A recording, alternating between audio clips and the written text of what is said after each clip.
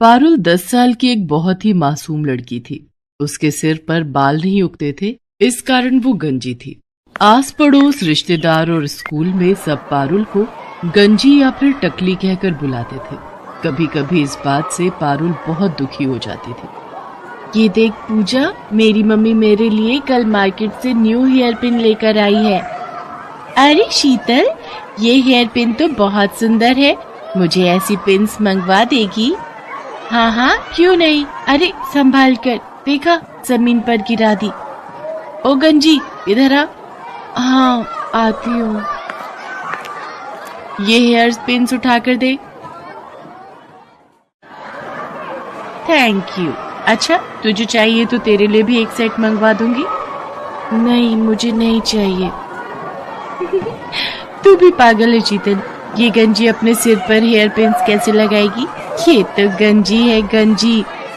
अरे मैं तो भूल ही गई थी, ये तो गंजी खोपड़ी है। तभी वहाँ क्लास टीचर आ जाती है और सब बच्चे खड़े हो जाते हैं। गुड मॉर्निंग बच्चों, आज आप सबके लिए एक बहुत अच्छी न्यूज है। हमारे स्कूल में एक बहुत बड़े लेवल का फैशन शो होने जा रहा है, इसलिए आप सब भी उसकी तैयारी शुरू कर लें। वाह, फैशन शो! फिर तो मैं ही सबसे सुंदर दिखूंगी। यार शीतल, तू तो बहुत घमंडी है, हम भी तो सुंदर लग सकते हैं। तू अपने बारे में क्यों सोचती है? ये बात तेरी अच्छी नहीं है। अरे नहीं नहीं, मेरा वो मतलब नहीं था। तुम सब भी सुंदर बन जाना। पर मैं एक रिच फैमिली से बिलोंग करती हूँ, तो मेरे मॉम डैड तो मेरे लिए महंगी ड्रेस खरीद ही देंगे। तेरे मम्मी पापा तो जॉब करते हैं ना, तो तेरे लिए इतनी महंगी ड्रेस नहीं खरीद पाएंगे। और मेरे तो बाल भी कितने लंबे और सुंदर हैं। मैं तो अपने बालों में पार्लर से कोई भी अच्छा सा स्टाइल बनवा सकती हूँ। तुम लोगों के बाल भी बहुत छोटे छोटे हैं, बिल्कुल उस गंजी पारुल की तरह। शीतल की बातों को सुनकर पूजा गुस्से में आ जाती है, पर वो उस वक्त उसे कुछ नहीं कहती। पारुल रोती हुई घर जाती है। पता नहीं कैसे स्कूल में मेरी बच्ची का एडमिशन करवा दिया। सारे बच्चे इसका मजाक उड़ाते हैं, कब तक सहन करेगी? बड़ी मुश्किल से तो ये स्कूल मिला है, हमारे बजट में भी है। और फिर बच्चे हैं, बच्चों की तो आदत ही होती है एक दूसरे का मजाक उड़ाने की। पारुल बिटिया, हमें कभी भी किसी की बात का बुरा नहीं मानना चाहिए। अगर हम ऐसे ही हर किसी की बात का बुरा मानने लगे तो जीवन काटना बहुत मुश्किल हो जाएगा बच्चे। अगले दिन पारुल स्कूल के लिए निकली, पर आज वो जिस रास्ते से जाती थी उस रास्ते से ना जाकर दूसरे रास्ते से स्कूल की तरफ चली जाती है। पर वो मन ही मन सोच में थी। पता नहीं स्कूल जाने का बिल्कुल भी मन नहीं हो रहा। मेरे साथ ऐसा क्यों हुआ? मेरे सिर पर बाल क्यों नहीं है? अगर मेरे सिर पर भी बाल होते तो मैं कितनी सुंदर लग, फिर मेरा भी कोई मजाक नहीं उड़ाता। तभी पारुल को किसी के बुलाने की आवाज आती है। कोई बचाओ, मैं इस गड्ढे में गिर गई हूँ, मेरी मदद करो। अरे आप कौन हो? रुको, मैं आपको बाहर निकालती हूँ। इन्हें बचाने के लिए तो मुझे रस्सी की जरूरत पड़ेगी। अब क्या करूँ? वो एक रस्सी पड़ी हुई दिखाई दे रही है।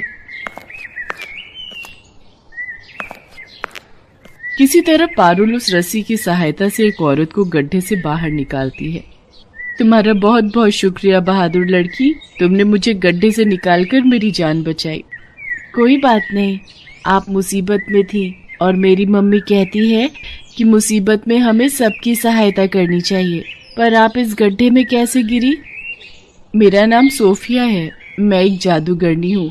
मैं कल रात जब अपने घर वापस जा रही थी तो रात के अंधेरे में मुझे ये गड्ढा दिखाई नहीं दिया और मैं इस गड्ढे में गिर गई। अगर आप जादूगरनी हो तो आप इस गड्ढे से बाहर क्यों नहीं आ सके? क्योंकि मेरा जादू सिर्फ दूसरों पर काम करता है, मैं अपने ऊपर अपने जादू का उपयोग नहीं कर सकती। तुमने मेरी सहायता की है, बताओ मैं तुम्हारी क्या मदद कर सकती हूँ? तुम्हें अगर मुझसे कुछ चाहिए तो मैं जादू से तुम्हें वो दे सकती हूँ। क्या आप जादू से कुछ भी दे सकती हो? हाँ बिल्कुल, तुम मुझसे जो भी मांगोगी और मेरे बस में होगा तो मैं अवश्य दूंगी। क्या आप मेरे सिर पर बाल उगा सकते हो? सब मुझे गंजी कहकर बहुत चिढ़ाते हैं। मेरे स्कूल में फैशन शो होने वाला है। बस इतनी सी बात, अभी लो। जादूगरनी छड़ी घुमाए, सिर पर लंबे बाल आ जाए। और देखते ही देखते पारुल के सिर पर लंबे और सुंदर बाल आ जाते हैं। अब वो गंजी नहीं थी। पारुल, तुम्हारे सिर पर असली बाल है, ये बात किसी को मत बताना। जब समय आएगा तो सबको खुद पता चल जाएगा। अभी तुम सबसे यही कहना कि तुमने बालों के लिए एक विग खरीदा है। अब तुम स्कूल जाओ और कभी भी मेरी जरूरत हो तो 3 बार मुझे आवाज लगाना, मैं तुम्हारे सामने आ जाऊंगी। थैंक यू जादूगरनी आंटी, आप बहुत अच्छी हो। पारुल के सिर पर बाल आ जाते हैं और वो बहुत खुश होती है। उसके बाद वो स्कूल जाती है और सबको यही कहती है कि उसने बालों में विग लगवाई है। इस पर सब बच्चे हंसने लगते हैं। विग लगाने से क्या होता है तो तू अभी भी गंजी ही ना। पारुल शीतल की बात का बुरा नहीं मानती। पारुल घर जाकर अपने मम्मी पापा को सारी सच्चाई बता देती है। कुछ दिन बाद फैशन शो था और वो बहुत सुंदर तैयार होकर फैशन शो के लिए स्कूल जाती है। शीतल ने भी महंगी ड्रेस और महंगा हेयर स्टाइल करवाया था। पूजा के मन में शीतल के लिए नफरत थी। पूजा उससे अपने अपमान का बदला लेना चाहती थी। शीतल बहुत घमंड करती है ना अपने बालों पर। आज मैं उसके बालों में ये गोंद चिपकाकर उसके सारे बाल खराब कर दूंगी ताकि वो फैशन शो में भाग ही न ले पाए। शीतल, तेरे बाल तो बहुत सुंदर लग रहे हैं, पर बालों में जो ऊपर पिन लगी हुई है ना, मैं उसको ठीक कर दूं? लग रहा है वो नीचे गिरने वाली है। कहाँ गिर रही है, जरा ठीक से लगा दे। पूजा जानबूझकर अपने हाथों में पकड़ी हुई गोंद की डिब्बी शीतल के बालों में गिरा देती है। ओह सॉरी शीतल, मेरे हाथ में तो गोंद की शीशी थी, तुम्हारे सारे बालों में गिर गई है। मुझसे गलती हो गई, मैंने ये जानबूझकर नहीं किया। पूजा, थोड़ी देर में फैशन शो स्टार्ट होने वाला है, तुमने मेरे सारे बाल खराब कर दिए। मेरे सारे बाल चिपक गए हैं, देखो मैं कितनी गंदी लग रही हूँ। अब मैं क्या करूंगी। शीतल रोने लगती है। सब बच्चे फैशन शो के लिए नीचे हॉल में पहुंच जाते हैं। शीतल क्लास में बिल्कुल अकेली बैठी थी। तभी पारुल वहां आ जाती है। उसे सारी बात पता चलती है। तुम चिंता मत करो, मैं अभी जादूगरनी आंटी को बुलाती हूँ, वो तुम्हारे बाल बिल्कुल ठीक कर देंगी। पारुल जादूगरनी को आवाज लगाती है और वो वहां आ जाती है। पारुल, शीतल ने तो हमेशा तुम्हारा मजाक उड़ाया है, फिर भी तुम इसकी मदद करना चाहती हो, पर इसके लिए एक शर्त है। अगर मैं शीतल के बाल ठीक करूंगी तो बदले में तुम्हें फिर से गंजा होना पड़ेगा। जादूगरनी आंटी, कोई बात नहीं, आप मुझे फिर से गंजा कर दो, पर मेरी दोस्त के बाल ठीक कर दो। शीतल पारुल की सारी बातें सुन रही थी। इसका मतलब पारुल के बाल असली हैं? इसने विग नहीं पहना? मैंने पारुल से कितनी नफरत की, उसका कितना मजाक उड़ाया, पर ये मेरे लिए फिर से गंजी होने को तैयार है। सचमुच मैं कितनी बुरी हूँ। पारुल कितनी अच्छी है।